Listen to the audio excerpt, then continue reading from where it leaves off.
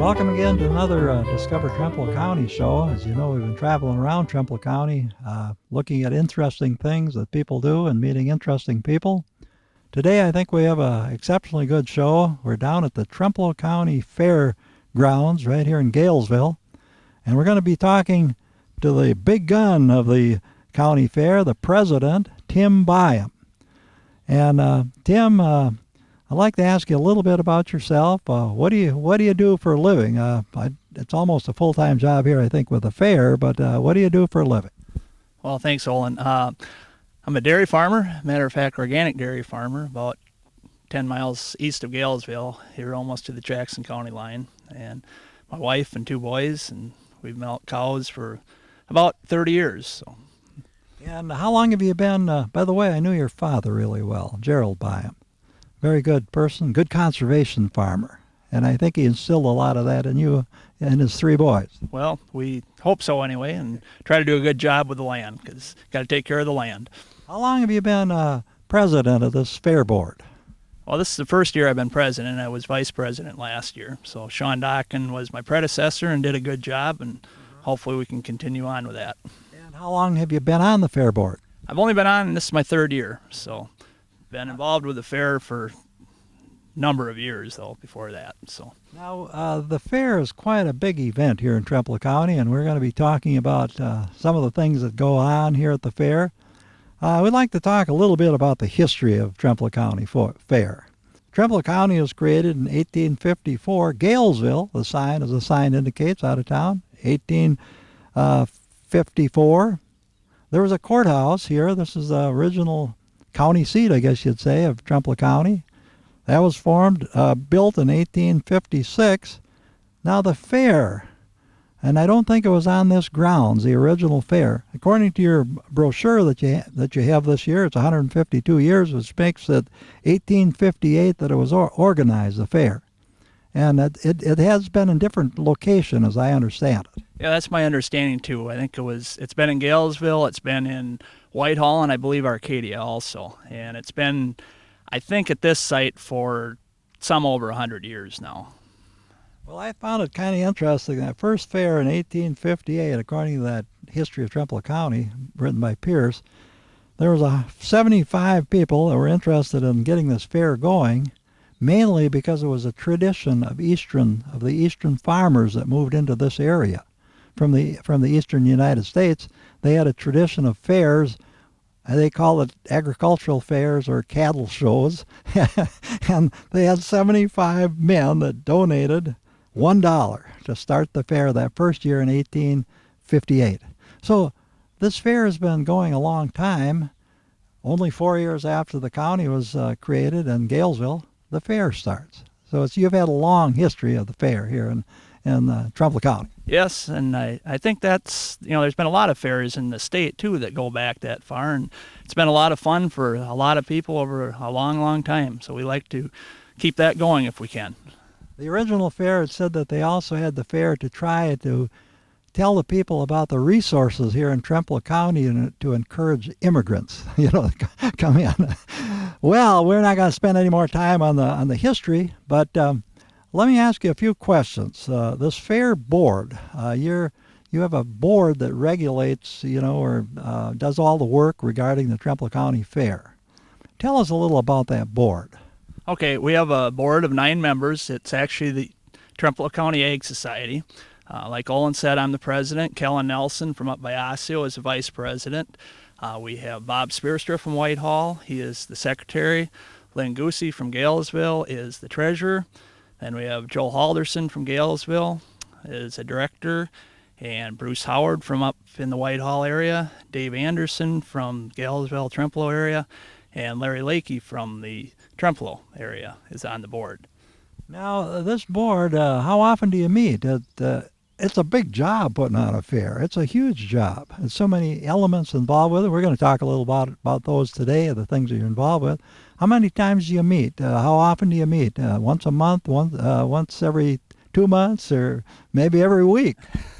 Well, sometimes it seems like every week, but generally it's every month.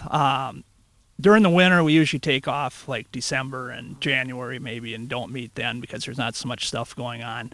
But we have special meetings in between times with some planning things and meeting with people that want to, bring whatever here, whether it's a carnival or other exhibits or whatever. So it gets to be a fair amount of meetings, a lot of time on the phone, and now with computers, a lot of emails and that type of stuff. I would imagine that during the fair, with all the multitudes of people going through here and all the events and everything that's going on, you must have somebody milking your cows. Well, generally it's been pretty much my wife and I that get it done. And by the time of the fair, things are pretty well in order. So, unless there's some emergency or something, I don't have to be here necessarily 24 hours a day. So now let's talk a little bit about the funding, your funding. And where does the fair? We're behind us here. You've got a new building going in, and it's not quite completed yet. What is this building for? This is your newest project, right behind us. Yeah, that's right, Olin. Behind us is the new horse announcer stand, and we're standing in the horse arena.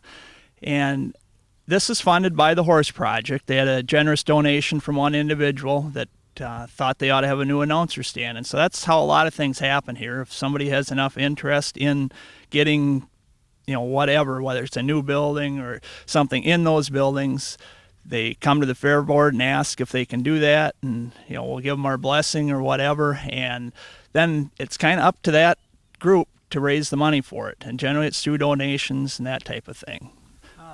This horse arena that you have here, is that kind of a competition between individual horses, or is it just a show? Yeah. Well, it's the 4-H and FFA horse exhibitors, and so they show their horses. They have some riding competitions.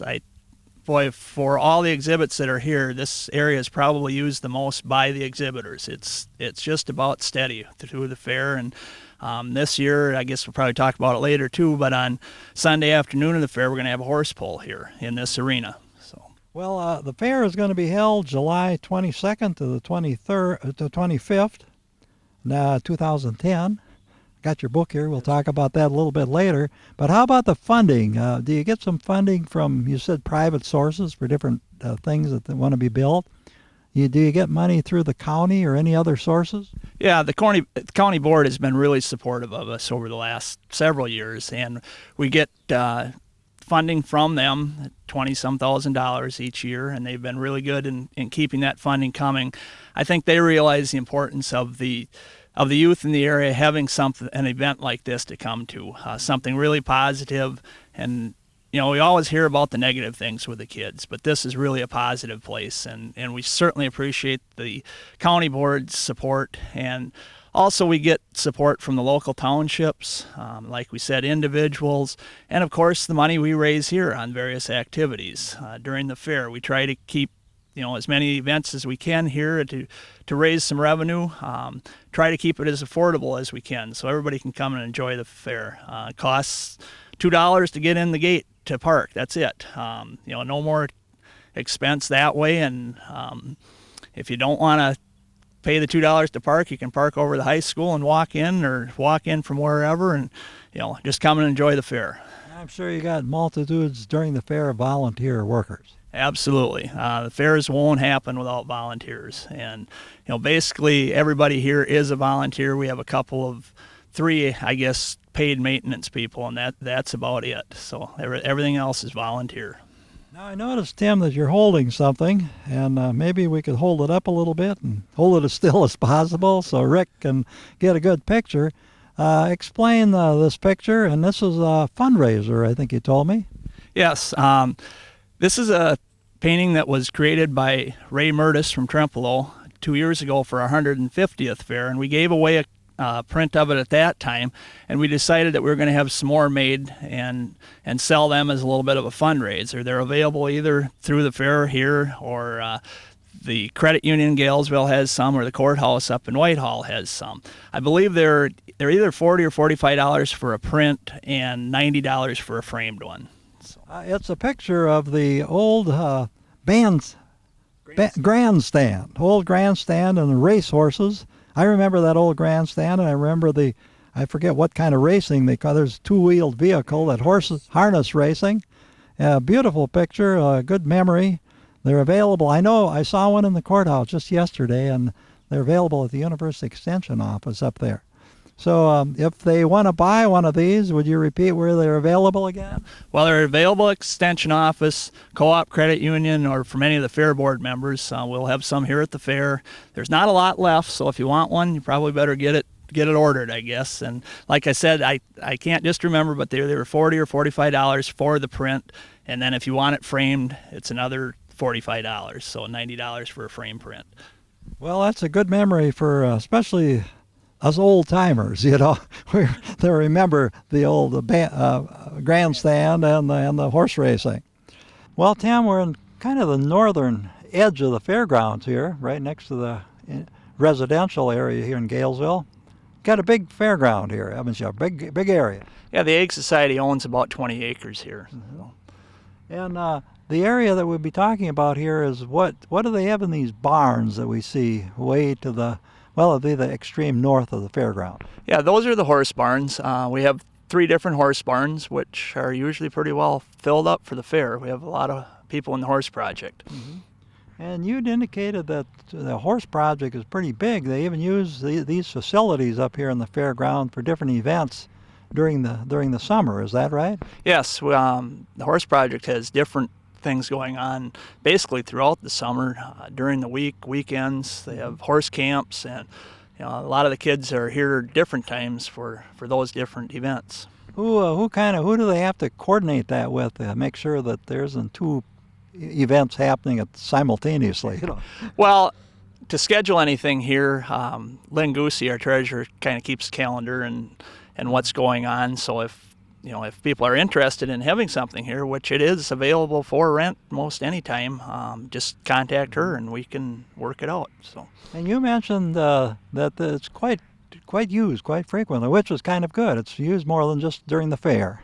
Oh, absolutely. It's a nice area, and we have anywhere from auctions and rummage sales to these 4-H projects going on, fitting and showing clinics. The dog obedience training is here, I believe, every week during the summer. They use the arena building, and we've had wedding receptions and I guess what have you. So I've even attended a few years ago some type of fair, Renaissance fair or something here. Is that an annual event too? Yeah, that's an annual event every year over Labor Day weekend. They rent the entire fairgrounds, and if you want to go back to the Middle Ages, come on down.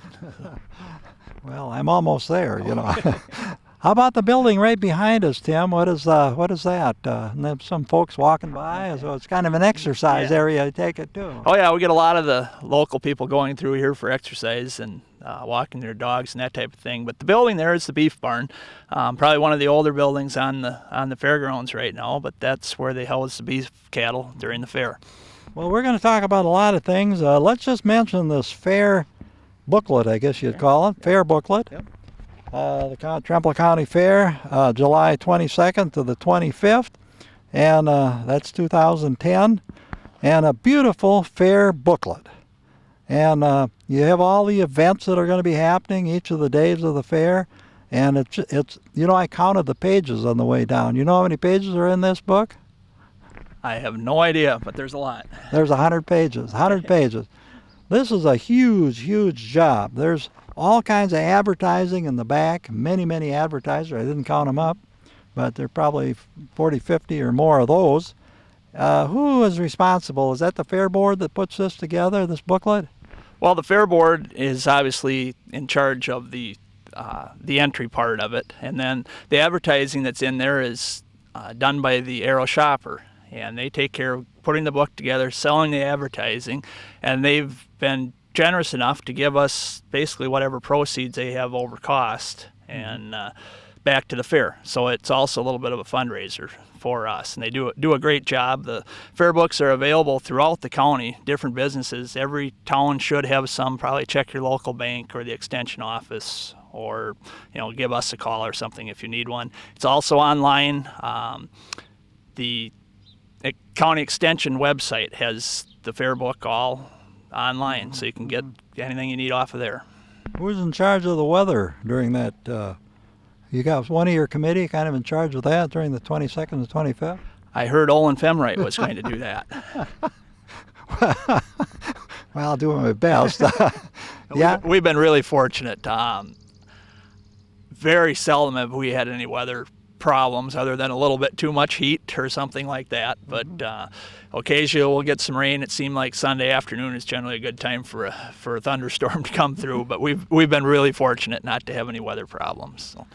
Well, Tim, I've this fair book just boggled my mind to see the work, to put that together, and all these different divisions of all the different kinds of cattle and chickens and llamas and pigs and this and ducks and you name it, all the different things you got going here. I didn't count those up, but they'd be over 100, and it's a big job, and probably it evolved.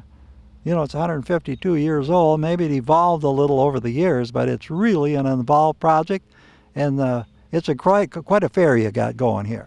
Yeah, I have no idea how many departments there actually are, but again, it's all volunteers that are superintendents for those departments. We have a superintendent for basically each department, and they do a great job. It's still an agricultural fair.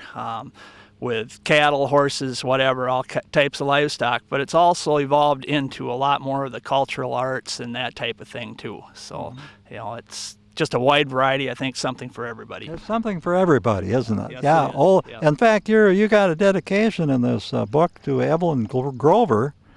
Is the fair dedicated to her or the book? I can't remember. The fair book is dedicated. It hasn't been every year, but the last several years, I guess, we've kind of had a fair book dedication to an individual or individuals that have played an important part in the fair over the years. And Evelyn I believe she's either 98 or 99 years old and has been a part of the fair for most of that time, I guess. I think it says in there that goes back to 1925 as a 4-H member. And so it's always fun to recognize those types of people. And obviously, it should tons more people that should be recognized, but we try to get to as many as we can. And this year it was Evelyn, so we should certainly appreciate her help over the years. Well, I sure admire all the work that all the fair board and all the volunteers are doing to make a great fair here at Galesville.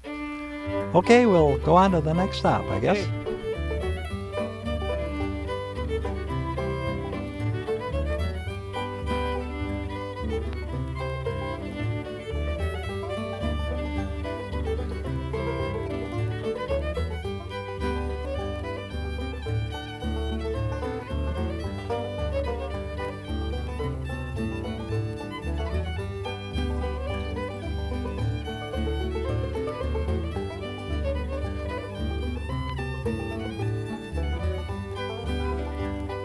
Well, Tim, we're standing in front of a building. Maybe you could explain that. And then you got a big project. You're just underway, and I think you have it all completed, ready for the fair. Tell us about it. Okay, yeah, we're by the llama barn, and this is one of the newer buildings on the grounds. The llama project is relatively new, and they needed a facility for their animals. So this was built within the last 5 years, I think, something like that. And right behind us here is a new electrical service. You can see the boxes and the transformer. That's still in the progress of getting done, but the new line is in and stuff. A couple years ago at the fair, if you were here, we had some problems with our electricity on Friday night. We blew a fuse on the transformer, and fortunately we were able to get it going, and found out we were running quite a bit over capacity, so we needed to put in this new service here. We buried a line up through the fairgrounds, down here and around, and then to here. So this will service the arena building and also the north end of the fairgrounds and the campers sites out back here. How about the rides? The rides are on the original service south of here, and they also run off of some of their own generators. How did you generate the funds, to do this? This is quite an expensive project. Yeah, this is about a $15,000 project. So a lot of the money has come from the money that we get from the county board. That's kind of what we designated that for. And we also had some generous donations from people in the past. We had actually had a little money from an estate from Walter Hansen, who used to be the electrician at the fairgrounds. And so that money's going to get applied to this. Well, it sounds like you had a real necessary improvement here. It's kind of tough if a fuse blows during the fair. Yeah, it wasn't real fun that night, but fortunately we had the XL lineman was on the grounds working in the lion stand, so he was able to go home and get his service truck, and we had it up and running, and the demo was back in business within an hour, I think. Tim, explain the building off to the west here, what it's used for during the fair. Okay, that's the hog barn there, and obviously that's where the pigs go for the fair. It will be full of hogs come fair time, so it's been a good project too. A lot of kids involved with that. There's a lot of pigs being displayed at the fair. Yep, not a lot of hogs growing out in the country in Wisconsin anymore, but they still find enough to come to the fair. Mm-hmm. And just tell about the other big building that we see off to our left here. Okay, that's the dairy barn. Was built, I don't know, probably in the mid-1980s, replaced, I think it was 3 other dairy barns that we had there. We'll house about 180 head of dairy cattle. We don't get it quite full anymore, but still a strong exhibit, the dairy cattle are. Now let me ask, this is kind of a dumb question I think, but the exhibitors, are they required to pay any fees or anything for exhibiting at the fair?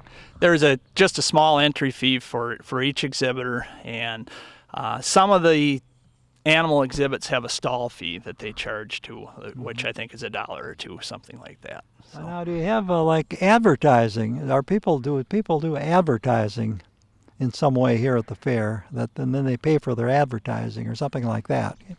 Well, we're doing a little bit of some sponsorship type things, where businesses will sponsor an event or something like that. Mm-hmm. So that's primarily the advertising that's done at the fair. And I guess back to the entry fee thing, the open class exhibitors are required to pay a fee for that. So we have a fair amount of open class. So. Well, Tim, explain the building behind us, a very, very large building. What is that used for primarily during the fair? Okay, that's the Farm Progress Arena. That's where most of the cattle show, the dog show, and most of the livestock exhibits are shown in there outside of the horses and some of the small animals. It was built in the late 1970s from funding that come from the Farm Progress days when Trempealeau County hosted that, I believe in 1976 or 77 up at Trempealeau County Healthcare Center. So that's where that building has come from. It's been a great addition to the fairgrounds. We have our fair office in there, so any information... I noticed that. I figure that was where the president must have a big desk in there, right where it says the door on the side, fair office. Maybe he should have, but that's where the fair secretary is and the treasurer and that type of stuff. So if you need any information during the fair, that's a good place to go to find it. So they got bleachers and things like that inside for people that are watching these different events? Yeah, we have a lot of seating in there.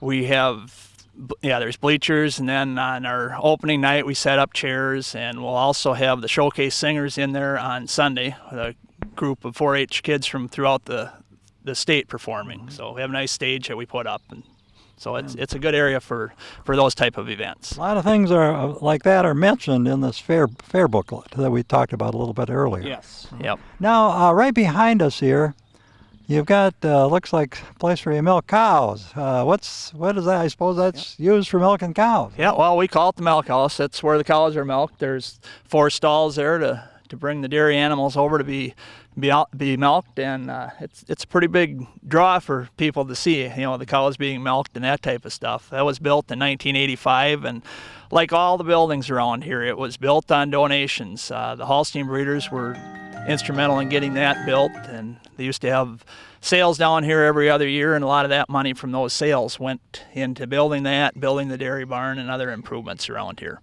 Well, I'm really impressed with the cooperation from the public. And you have another event that's going on right across the road from us. What do you call that? Well, right behind us there is some crushed rock, and not much there right now, but we put up a tent there during the fair, and that's where we have our antique tractors.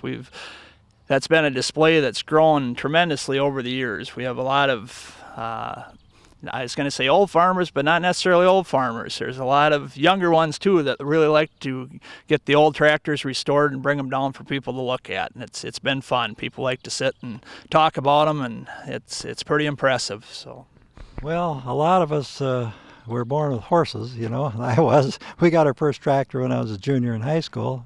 Farm All H. They're antiques now. So this is not toy tractors. This is real tractors. This is real tractors. Yes. Well, I guess we'll go on to the next spot here, Tim. Okay, right now we're standing in front of the co-op building, and this building previously was used for the Trempealeau County Association of Co-ops. Kind of took care of it and had different displays in there, and a few years ago they turned it back over to the fair. And we had Dr. Paul Detloff from Arcadia was kind enough to donate his milk can collection. So we have 96, I believe, milk cans from throughout the state of Wisconsin in there. I'm sure every creamery that's ever been in the Trempealeau County is represented in there. So it's kind of a neat display. We have them all lined along the wall. And also during the fair, we have a toy tractor display in there. Started with Larry Brennigan, who was a member of the fair board for years and years. When he passed away, his family started that. So, and we've kind of added to that from other people around. Get all sorts of toy tractors in there. Well, the other building is used for what on the right-hand side? Okay, that's the small animal building. We have a big small animal project, and that gets filled up with everything from chickens to I guess you name it. Anything that's small and probably needs to be in a cage, they're in that building. So that looks like kind of relatively new building. Yeah, I would say that's been built in the last maybe 10, 12 years, something like that. Well, Tim, we're in an area where the old grandstand used to be, the picture of which you're trying to sell this year to get a little money, done by Ray Murtis, and a lot of things go on here. You got bleachers all the way around on all sides of this little area. You got a grandstand over there. Tell us about some of the things that go on. Okay, we've got a lot of different things planned for in here this year. Primarily the last few years it's just been used for the demolition derby, and we decided to add a few more events this year. Let me ask a little about that demolition derby. Okay. Do the people that participate in the demolition derby, do they have to pay a fee for that? Or? There's an entry fee for each car that they have to pay, and then spectators, it costs $10 to get in to watch the demo. That's a big event. It's on a Saturday night this year, and I think also Sunday. Is it Sunday afternoon? Or? Yes. Previously it's been on Friday night and Saturday night, and this year we changed it to Saturday night, and then we're going to finish up on Sunday afternoon. I believe at 1:30 will be the finals. So we have scheduled some other things this year to make use of this area more. I noticed it's dug in a little this demolition derby area. Is that for safety's sake during the demolition, or? Yeah, you got to keep the cars down, lower than what the spectators are, and obviously they don't get much speed. It's kind of muddy out there today, and that's the way they like it for the demolition derby, so they can throw a little mud around and make a lot of noise. And so, okay, we got the big demolition derby, and you said there's other events going on. Yeah, this year for the first time on Thursday night, we're going to have pig wrestling. That's going to be out everything. Here. Pig wrestling. Yeah. You mean there's going to be a villain and a good pig, and they're going to be wrestling each other? Well, I don't know how that's going to work out, but it's as far as I understand, it's going to be teams of two, and they got to try to catch this pig that's in the mud and put it in a barrel. So, and you know how much fun pigs have in mud. Throw a couple kids in there. It doesn't have to be kids, I guess, but imagine the fun they're going to have trying to chase that pig around and grab that pig that's running around in the mud. So. Wow, is this original competition? I've never heard of anything like that before. Did you guys on the board have kind of little, weird thinking or something and develop a new contest? Well, we can't take total credit for it. I mean, there are other fairs around. And I think the idea come, I believe, from one of the farm publications. It was actually on the front page of one of theirs, and the fun that they have with it. And one of the counties, that's their big event. They said you just won't believe the people that will come out to watch that. So we're going to give it a try anyway. Well, does the winner something like that? Or? Yep, there will be prizes. There'll be we haven't decided just how much, but we'll make it worth their time. And we're going to have a fire truck here to hose them off. So so you're gonna give them a little money for at least washing their clothes then. Oh yeah. Okay, what's another event that goes on here? Okay, then on Friday night, where previously we've had the demo, this year we're going to have lawnmower races. So that's something new that we kind of discovered, and actual lawnmowers that are, well, they're souped up a little bit. They'll get up to 50 miles an hour, I guess. And they're going to do it out here in the demo pit. Now, let me ask you. This isn't too long. It isn't too wide. Do they go in circles, or how do they race with mowers? Yep, they go in circles. It's probably not quite NASCAR, but that's but the area is plenty long for them. We were a little bit concerned about the width, but they said they would make it work.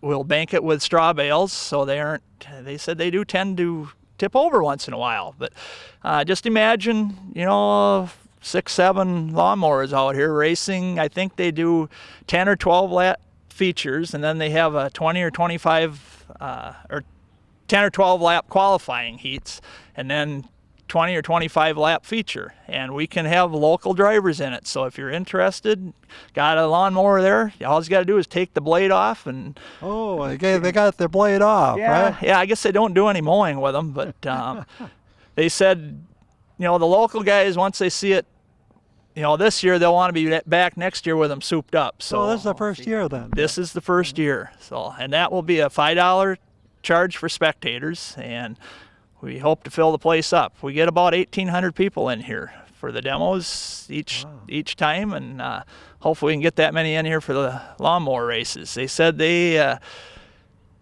can't go any longer than this because they run stock carburetors on them, and then they run out of fuel if they go too much further. So they said they like to slow down for the corners, and they will really bark coming out of the corner, they said. So we said, well, we like noise, so that's what we're going to have.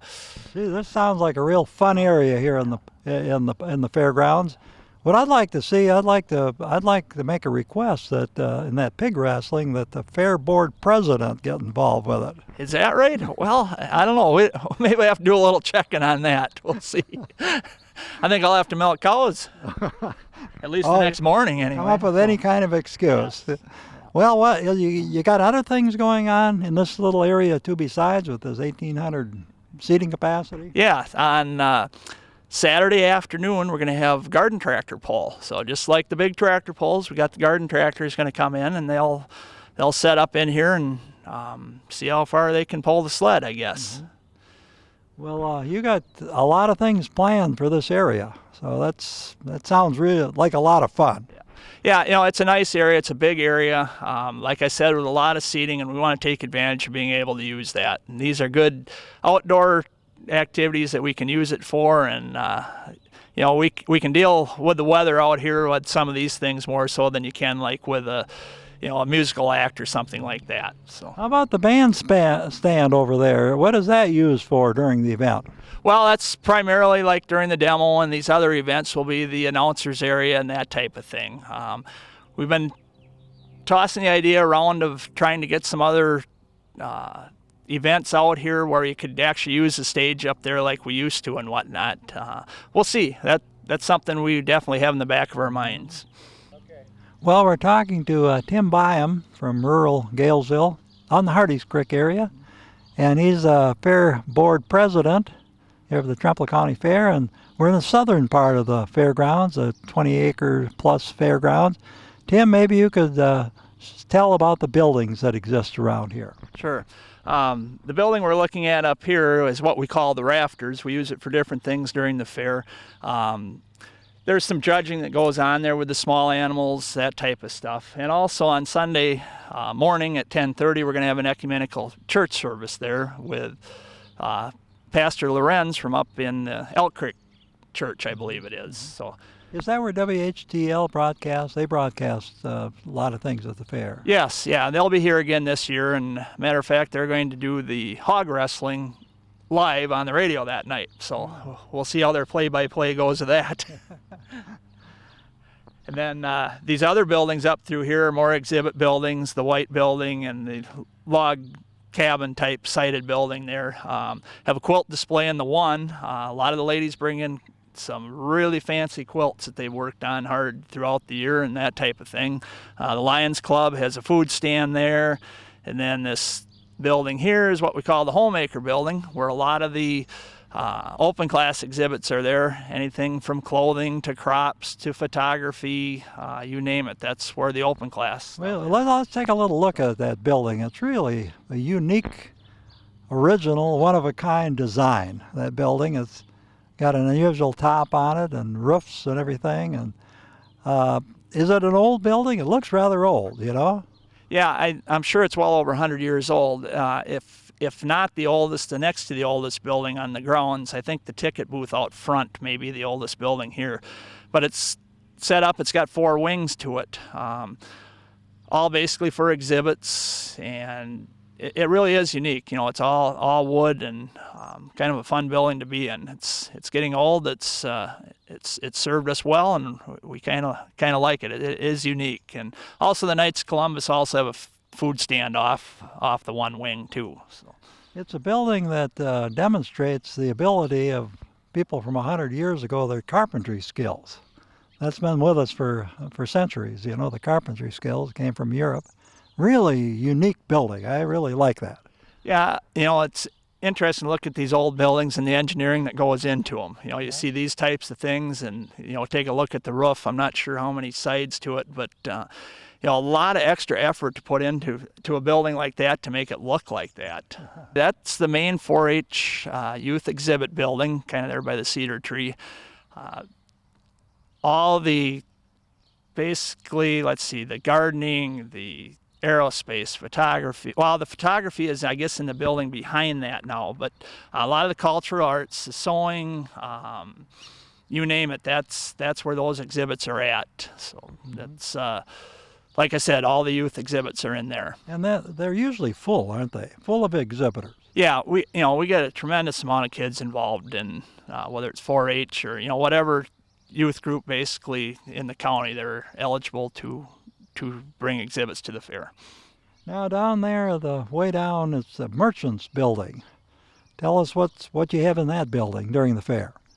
Well, that's where local merchants from throughout the county and the area are able to rent a booth space and set up and do some advertising for whatever type of business that they have. It's got a wing to it on the lower end too, where there's more room if we fill up the main part. We've had a lot of loyal local businesses set up in there for years and years, and always looking for more. They can rent a space. It's relatively affordable, and also we have area out here that's available too. Who do they call for rental? Actually, Kellen Nelson, that's the vice president of the fair board, is taking care of that this year. And he's up in the Pleasantville area there. Yes, that's right. Now, how many booths do you have in that Merchants Building? There's a lot of them in there. Yeah, there are. There must be room for, I would think, at least 30 exhibitors in there, or maybe even more, especially if we use that lower level. Now, going around, and you got a old school. Yeah, that's the old Lee Schoolhouse. It was brought into the fairgrounds years and years ago. It's been here as long as I can remember, I guess. And open during the fair, you can go in there. It's set up like the schools used to be. A lot of old memorabilia in there and that type of stuff. I don't know if it's on display, but I guess I'll just mention it. My grandpa's World War I uniform is in there. So. Well, I've been in there a few times, and it's a realistic building. I went to a one-room school, and it's set up just the way the one-room schools, 110 of them here in Trempealeau County at one time. And I always brag about the fact they came in third in my class, but most people don't know there's only 3 in the class. Okay, then that's a real good display. Don't miss that if you're down here at the fair, the old school display. And the next building, what is that used for, Tim? Well, the DNR was good enough to build that building. We call it the log cabin. Several years ago, and the DNR had displays in there, wildlife displays, fish displays, and that type of stuff. And I guess like with any of the state and county things, we've had some funding cutbacks, and so they haven't been here the last couple of years, but they're good enough just to let us use it. So this year, Gunderson Lutheran is going to have a health screening type thing in there, and other displays from them in there. So it will be well used again. Now, Tim, you mentioned that you're going to change the area for the rides. What do you call that area? The Midway. Midway. So could you explain where you're going to be changing? We're standing where it used to be. Where is it going to be this year? Yeah, that's right. Yep, where Olin and I are standing is what had been the Midway, or where the carnival is set up. And we're going to move it off to the east and kind of the southeast, more towards the main gate. There's an area there that wasn't used a lot before, and we thought we can move it there. And then this area where we're at is going to be used for more displays. We're hoping to have some of the implement dealers, the car dealers, and that type of stuff in here, and also going to be available for other rentals from other vendors if they choose to. That's this large grassed area right here where we're standing. That's correct. Say, I wonder if Rick could get a picture of that ticket booth over there. Yeah. That's a pretty. You said earlier, I think you said that you thought that was the oldest building on the fairground. Yeah, I believe it is. That was the main ticket booth, and it's been there for many, many years. We fixed it up here 2 years ago for 150th. Gave it a little dressing up, new siding, and that type of stuff on it. And that's kind of been our logo for the fair. How about the design? Is that the original design? Has that been changed any, or is that basically the same? I believe it's basically the same. Thursday night, we have the crowning of our fair ambassador. So my wife takes care of that job. She's a coordinator for that. And I think she told me the other day she's anticipating at least 7 contestants for it. We have Mary Pat Spearster as our fair ambassador. This previous year been doing a great job, along with Tim Byom and Jody Gullickson are the other 2 attendants. And Clara, is she your daughter? She is my niece. So, yep. And so that will be on Thursday night, along with a talent show. That's going to be something new too. So anybody that wants to come out, has any talent to display, we're glad to have them come out. There'll be a little bit of an entry fee, but there'll be prize money back for that too. That's a musical talent. Well, whatever. If you got comedy or whatever, they can just keep it clean. I guess that's all that we ask. So who do they contact to participate in that event? Okay, Mary Pat is taking care of that. So Mary Pat Spearstra is taking care of the talent show, and she's from Whitehall, so you can probably find her somewhere up there. Jack and Mary Spearstra's daughter. Otherwise, you can contact the fair. Well, Tim, we've covered a lot of ground here today, and boy, you got a lot of work. You've done a lot of work. Anybody wants these fair books, the 152nd rendition of the fair, I guess you'd say, they can get them in many, many locations in all the 11 cities and villages here in Trempealeau County, July 22nd to the 25th. Is there anything, and we've been talking with Tim Byom, the president, and we really appreciate everything you've done for us. I know you're too busy to talk with us, but we really appreciate it, and we hope this show will give the people of the county a little better perspective of what goes on here in the fair, and everybody's invited. $2 to get in. You can't beat that. You can't beat that. Like I said before, everybody come on out. It's a good time. It's a good family time. Alcohol-free fair. We've had just tremendous fairs the last 152 years, I think, anyway, and just want everybody to come out. We seen last year on Saturday, I don't know if it was record attendance or not, but it was just tremendous amount of people here, and I think people really are kind of coming back to that more local thing. You can go off to Valley Fair or Wisconsin Dells or whatever, but this is still the best fair in Trempealeau County. So. Well, thank you very much, Tim. We really appreciate your time today, and with that, I guess that ends the program for today, and we'll see you on the next Discover Trempealeau County show real soon.